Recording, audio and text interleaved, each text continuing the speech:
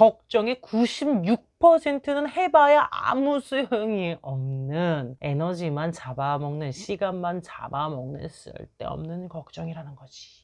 오직 4%만이 내가 통제할 수 있고 바꿀 수 있다. 우리가 살면서 어쩌지 못하는 것들이 있단 말이에요. 그대로 그냥 감내할 수밖에 없는 것. 그거를 내가 어찌할 수 없다는 사실을 받아들이지 못하기 때문에 사실 힘든 거거든요. 안녕하세요. 반갑습니다. 오랜만이에요. 웃음을 주는 따뜻한 상담사 웃다입니다. 오늘은 제가 한 책을 토대로 어른이 된다는 것에 대한 이야기를 해보고 싶어요. 20대 중후반에서 30대 분들이 꼭 봤으면 하는 그런 책이자 영상입니다. 생각이 너무 많은 어른들을 위한 심리학이라는 책인데요. 에릭슨이라고 하는 그 심리학자가 이야기하기를 30대는 미지의 시기다라고 했어요. 청년이라고 하기엔 너무 나이 많아.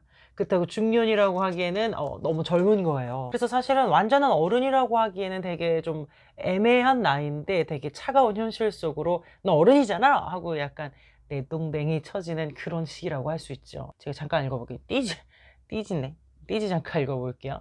완벽한 때는 결코 오지 않는 법이다. 그러니 더 이상 고민만 하지 말고 무엇이든 해보라.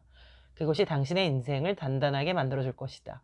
고민하느라 앞으로 나아가지 못하는 사람들을 위한 그런 조언들을 담고 있는데, 사실 30대는 되게 많이 주저해요. 뭔가 도전하지 못하고, 내가 하고 싶은 일을 하고 싶으면서도 동시에 뭔가 안정된 삶을 살고 싶거든요. 이런 어떤 양가 감정 속에서 앞길을 잘 결정하지 못하고 너무 많은 고민과 생각에 잠겨 있는 거예요. 두렵죠. 그렇다고 해서 내가 아무 도전도 하지 않고 아무것도 하지 않고 그냥 가만히 걱정만 하고 살면, 예? 걱정만 하고 살면 어떻게 될까? 1년 뒤에 어떻게 될까?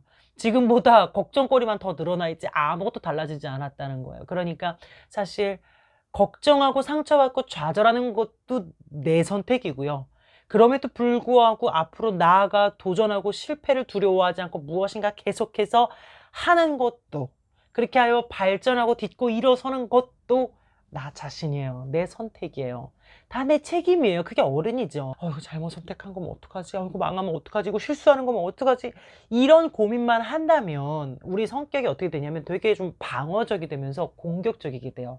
그러니까 방어적으로 자기 숨기는데 어느 순간 누가 탁 건드리면 되게 공격적이게 된단 말이에요. 생각을 많이 한다는 건 보통 후회나 걱정을 많이 하는 거거든요.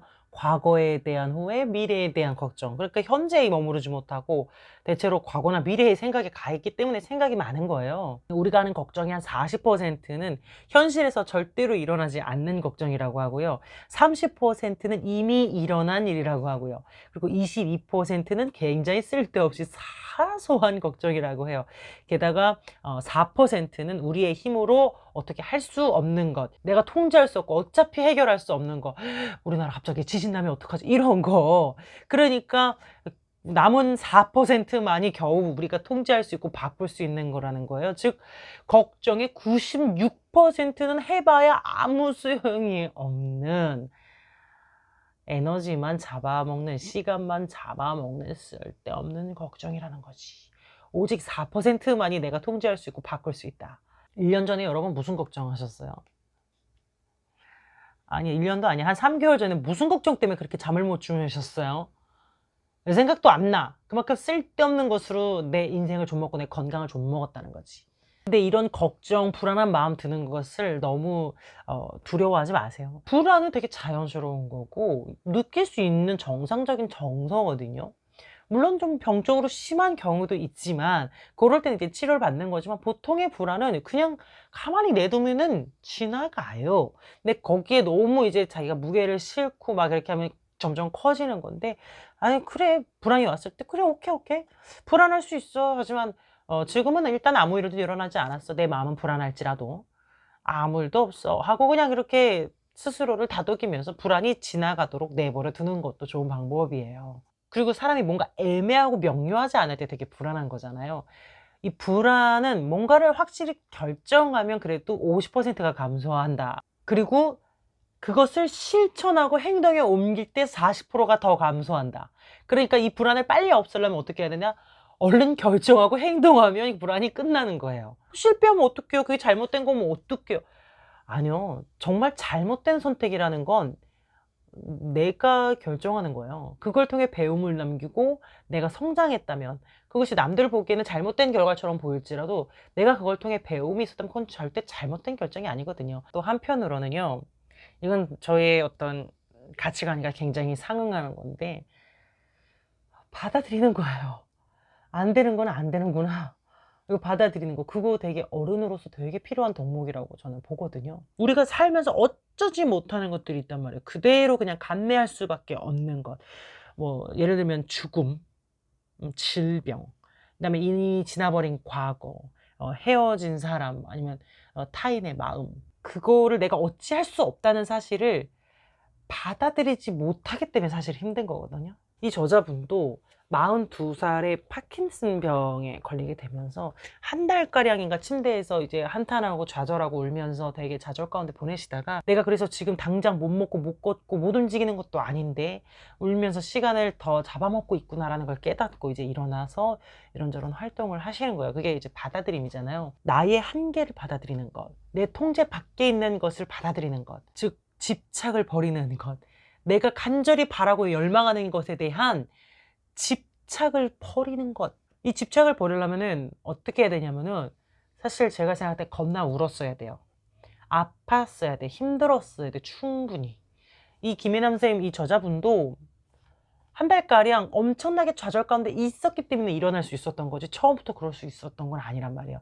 그러니까 내가 잃어버린 것, 상실한 것에 대해 충분히 질질 짜고 울고 아파하는 시간을 거쳐야 그것을 받아들이고, 오케이, 포기야, 여기까지인 거야, 이렇게 할 수 있는 마음의 공간이라는 게 저는 생긴다고 보는 거예요. 자, 그래서 걱정을 해결하려면 빨리 결정하고 즉시 행동하고, 그 다음에 내가 어찌할 수 없는 것들은 그대로 현실을 받아들이고 집착을 버리는 것.